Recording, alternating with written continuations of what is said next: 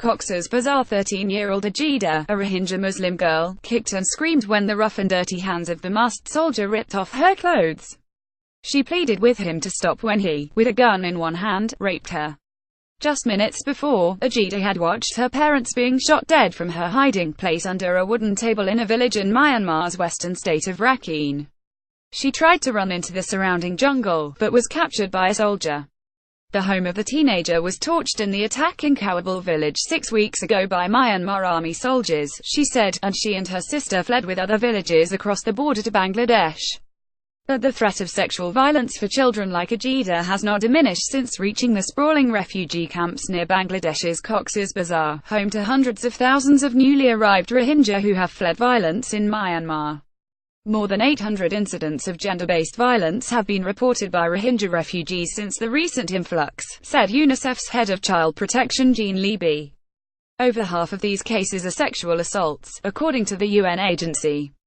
Some 515,000 Rohingya have arrived in Bangladesh in an unrelenting movement of people that began after the Myanmar army responded to Rohingya militant attacks with a brutal crackdown.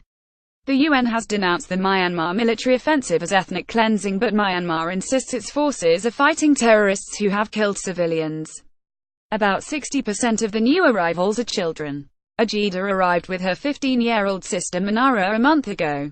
The sole survivors of their family, they live by themselves in a tent made of bamboo and plastic sheeting in Kutupalong camp. They don't feel safe. Our parents and 2 older sisters were killed and they can't take care of us anymore. Here in the camp, we have already heard of other girls who were raped in the last days. That's why we try to stay in our tent most of the time, Manara said. Trauma. The girls agreed to speak to the Thomson Reuters Foundation in an empty classroom of one of the camp's school buildings, but asked for windows to be closed and that they not be identified by their full names. The girls covered their faces with their headscarves and asked for assurances no men would be allowed into the room. I'm ashamed of what happened. I had many dreams for the future, but they are lost with my purity, said Manara, who was also raped as she tried to escape from her village. I don't have enough clothes to fully cover, but it's what I want to do now, she said, nervously fidgeting with the embroidered black dress she had borrowed from a neighbor.